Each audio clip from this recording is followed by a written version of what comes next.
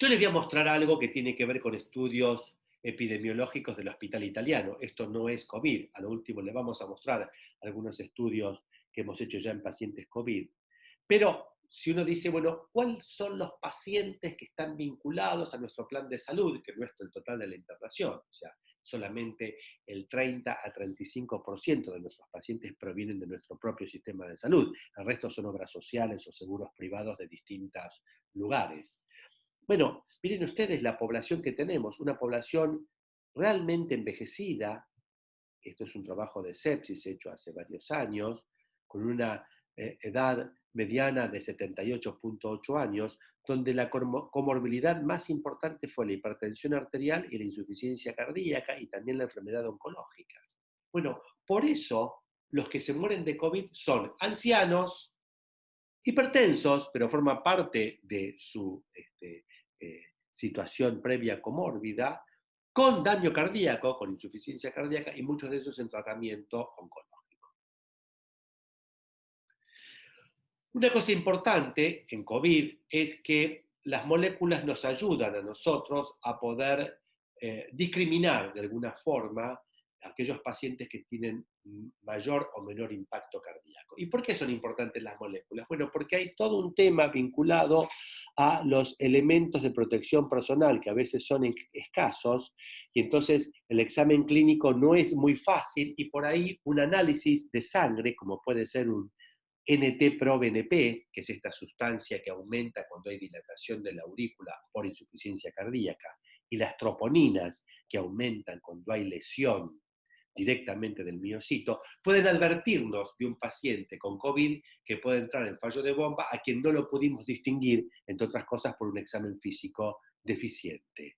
Entre otros motivos es deficiente. Una de las razones por las cuales es deficiente el examen físico es porque lamentablemente la dificultad al estar vestidos en forma de mucha protección dificulta muchas veces la ocultación, entre otras cosas. Y sí se necesita estar mucho más al tanto de poder echar mano a elementos como la ecocardiografía, pero para eso tenemos que disponer de la ecocardiografía las 24 horas en áreas COVID. Entonces, si juntamos que los pacientes que tienen antecedentes de enfermedad cardíaca, que son muchos, 35%, y esos pacientes les hacemos sustancias que miden daño miocárdico, más o menos es la misma cantidad de pacientes que podemos detectar en forma molecular. Una cosa importante, no hay ningún tratamiento específico antiviral hasta el momento. Algunas drogas como el Remdesivir parecen ser promisorias, pero, digamos, también existe otra posibilidad que es tratarlos con suero de convaleciente, pero está haciéndose esta historia, razón por la cual lo más importante sigue siendo el mantenimiento del paciente en las mejores condiciones fisiológicas posibles, cardiovasculares, respiratorias, hemodinámicas y hematológicas. Y esto es importante tenerlo presente. Probablemente el Remdesivir y probablemente el suero de convaleciente sean las dos puntas de lanza que darán su beneficio, pero hoy no son realidad. Estamos hablando de que están siendo o van a ser utilizadas en breve. Bueno, un trabajo que hicimos en el Hospital Italiano, tratando de ver la mejor evidencia posible con esas drogas que se venían usando de antaño, como el lopinavir, el ritonavir, o, por ejemplo, otras drogas que se pueden utilizar, como, por ejemplo, algunos antiparasitarios, no han demostrado que tengan demasiada evidencia hasta el respecto. O sea, son recomendaciones débiles. Otra pregunta que ustedes se van a hacer es, ¿qué lugar ocupan los corticoides? Bueno, los corticoides no tienen un lugar preferencial en esta enfermedad. Y como ha pasado tantas veces, quedan vinculados, definitivamente vinculados a todo lo que sea la gran literatura de corticoides y distrés. Bueno, metaanálisis, empezando por el trabajo original más reciente del siglo XXI de Anand, bueno, demuestran, y ahí lo vemos, que en algunas condiciones de inflamación los pacientes que usan corticoides podrían beneficiarse con distrés, pero en otros casos no. Bueno, en realidad no hay una recomendación absoluta para corticoides en COVID, es decir, no están indicados. Y su indicación dependerá del momento en que el médico tratante lo crea necesario porque ha puesto en la balanza varias cosas. Porque todos estos trabajos randomizados control no fueron hechos con paciente COVID, aunque quizás haya una posibilidad de un mínimo mayor beneficio. Repito, no está indicado el tratamiento en pacientes con COVID con corticoides. Sin embargo, si estuvieran indicados, lo que podemos decirles es que sea por cortos periodos de tiempo, y con bajas dosis.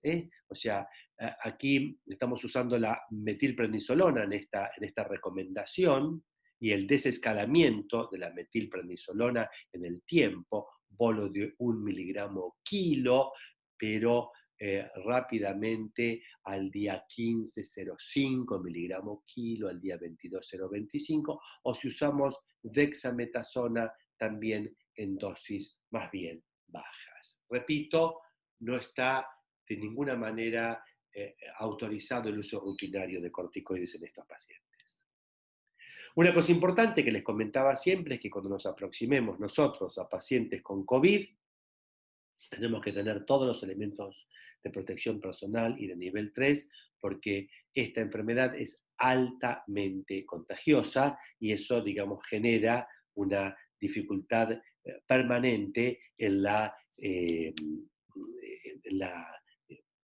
tratamiento diario, no solo por temor del personal, sino porque no tenemos por qué contagiarnos.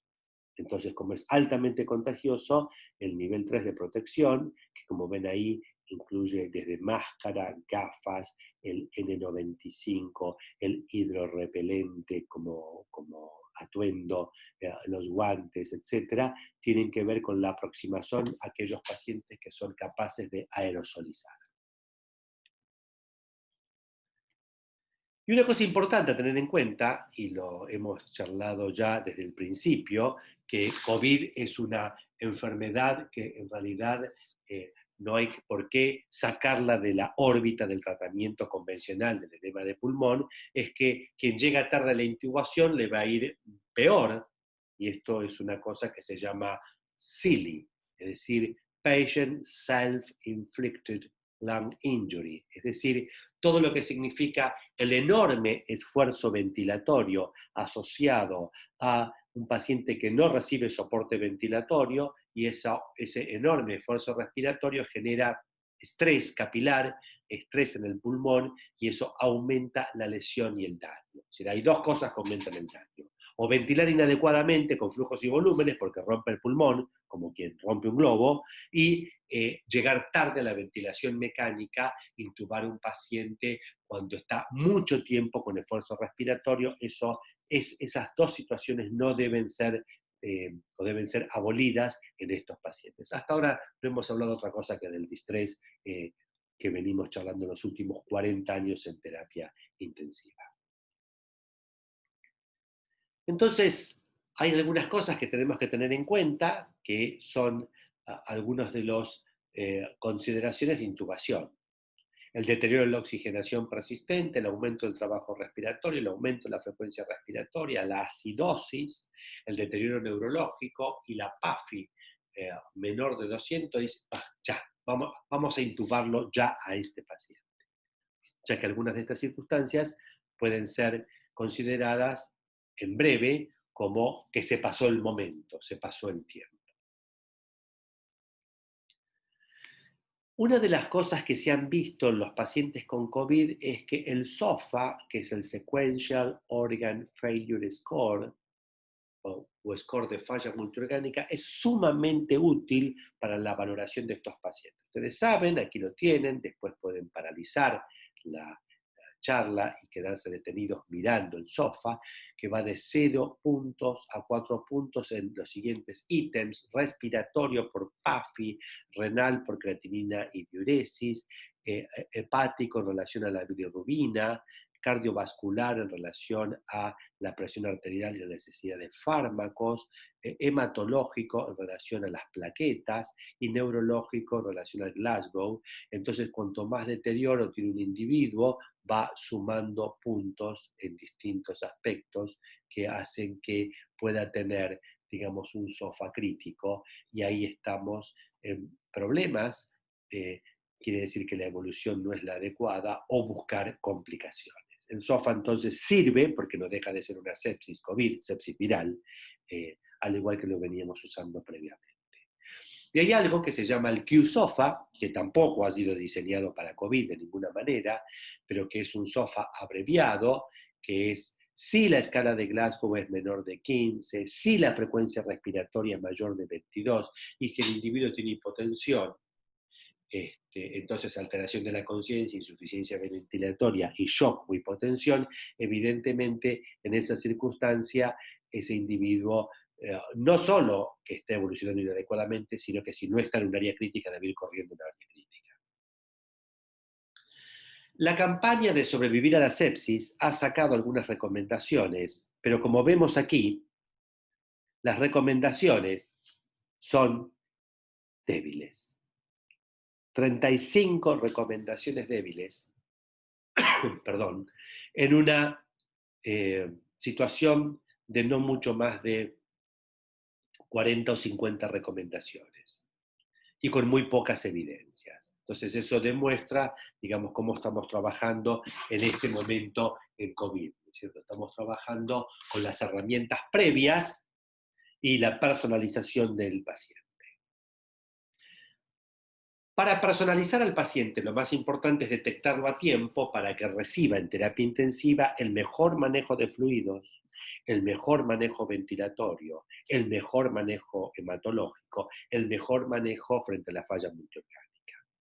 Entonces hay scores que se llaman NEWS, ya los vamos a ver más en detenimiento, pero NEWS significa N de National, E de Early, W de Warning o advertencia y S de Score, News como novedad, como noticia. Y entonces el News tiene elementos de valorar la conciencia, la temperatura, la frecuencia respiratoria, la oxigenación, la necesidad de máscara, la presión arterial y la frecuencia cardíaca. Como ven, todos signos clínicos. Y si el individuo, según la puntuación que tenga en cada una de estas etapas NEWS, es normal, será verde o amarillo, donde la intensidad terapéutica será menor, o será naranja o rojo, donde la intensidad terapéutica tiene que ser en área cerrada. Bueno, usar el NEWS o el NEWS COVID, como se llama ahora, con alguna modificación, es de suma utilidad para discriminar en el piso qué pacientes deben ir a terapia intensiva en su evolución. Y acá está el News COVID que hicieron los chinos. Dicen ellos que a esto que veníamos charlando previamente, pueden volver atrás y ver la diapositiva esa de News, estamos ahora que le agregamos que si el individuo tiene más de 65 años, suma 3 puntos. Y ya estamos en una etapa de, ojo, que es una persona de riesgo por el solo hecho de la edad. Luego la frecuencia respiratoria, como la ven aquí, o está bradipneico o está taquipneico. Por supuesto la saturación, la necesidad o no de oxígeno suplementario, la tensión arterial sistólica con tendencia en shock, la frecuencia cardíaca, ya sea en menos o en más, el estado mental, si está alerta o está con encefalopatía, es blanco o negro, y la temperatura. La temperatura también, ya sea por hipotermia, al igual que la sepsis o la hipertermia, es un marcador de mal pronóstico. Entonces, de esta forma se visualiza la puntuación News COVID, ¿no? Se pone la edad, la presencia o no de oxígeno suplementario y se hace este News COVID. Y el News COVID entonces da este semáforo de verde, amarillo, naranja, rojo y le han puesto un número peor que es black o negro. Y como ven, si tiene 0 score, es decir, era todo normal, no pasa nada, pero si tiene un score de 5 o 6, ya está en naranja como para tener distinto nivel de observación y de intensidad terapéutica. Después paralizan la diapositiva y la leen tranquilamente. Aquí está todo en castellano, entonces el news, ¿no es cierto?, de este lado está marcando en 0 lo que es normal y entonces será verde, ¿no? Y en rojo lo que es alterado y entonces será un código rojo para llevarlo corriendo a la terapia intensiva o un código naranja también para ponerlo en área cerrada y de esa forma actuar adecuadamente. Bueno, realmente esto es muy importante a la hora de definir qué paciente va a entrar o no en terapia intensiva. Si usted está saturado, hasta aquí para arriba puedo manejarlo en el piso, de aquí para abajo debería ir a área cerrada. Y eso es un score de mucha utilidad. Por supuesto que debemos evitar la lesión asociada a la ventilación mecánica, y entonces nada mejor que recordar la ecuación de movimiento respiratorio, ¿no? Donde eh, la suma de la acción del músculo con la acción del respirador va a estar vinculada al flujo, a la resistencia, al volumen, y de esa forma uno puede llegar a tener los componentes resistivos y los componentes elásticos o de compliance, y de esa forma ventilar adecuadamente. Entonces siempre hay que tener presente en la ventilación mecánica la ecuación del movimiento alveolar, porque todo esto que estamos viendo aquí es lo que uno va seteando en el respirador para lograr la mejor ventilación. Y si uno dice, bueno, dame un número mágico, ayúdame para dónde estoy ventilando mal a este individuo, se llama driving pressure, DP, que es la relación entre el volumen tidal y la complacencia. Entonces, la relación entre el volumen tidal y la complacencia da un número mágico que se llama 16, y si estamos en ese número mayor de 16, estamos ventilando inadecuadamente. Hay todo un módulo dedicado a la ventilación mecánica, por eso no quiero abundar en esto. Pero sí, dicen, bueno, ¿cómo se ventila? Miren, no se pase de una driving pressure de 16, y es una forma adecuada de ventilar. Y para eso, para eso tiene que relacionar el volumen tidal con la complacencia. Debido a esto es que en esta era COVID, donde ha habido tanta y tanta literatura dando vueltas por el tiempo y por el espacio, es que lo que vemos es que hay cosas que no sirven. O sea, ¿cómo con un respirador vamos a ventilar 4 pacientes? ¿Dónde están las alarmas de ese respirador? ¿Dónde está el no hacerle daño? Esto para lo único que sirve es si uno está en un frente de batalla, tiene un solo respirador, 4 soldados que se están muriendo. Bueno, coloca estas tubuladoras, los sube arriba de un avión para que lleguen a tiempo, vivos todavía, a un centro de mayor complejidad. Pero de ninguna manera esto puede ser útil en COVID, porque en la medida que pasan las horas se va muriendo cada uno de estos pacientes. Esto no es una forma de ventilar. Si uno tiene falta de respiradores, lo que puede hacer, y hay algunos videos muy interesantes, ustedes pueden entrar dentro de la página web de la Asociación Argentina de Anestesiólogos, que es la AAARBA, ARBA, que nos permite y nos enseñan a cómo construir con un ventilador no invasivo, que un paciente puede tener en el domicilio, y una tubuladura bien puesta y los filtros adecuados, a poder ventilar con algunas limitaciones a pacientes que necesitan un modo ventilatorio invasivo. O sea, cómo convertir un no invasivo en invasivo, con la gran limitación de que están limitados por la presión. Y también dentro de las innovaciones, el usar esta caja de acrílico y entrenarse para esto. Acá estamos simplemente haciendo una experiencia de entrenamiento, por eso médico no está vestido adecuadamente, porque lo que está mostrando es cómo introducirse y pararse delante del acrílico para evitar no ser lesionado por la aerosolización. Por supuesto que acá habrá guantes y acá habrá un camisolín y acá los elementos de protección que correspondan. Bueno, estas sí son innovaciones adecuadas y esta no es una innovación adecuada.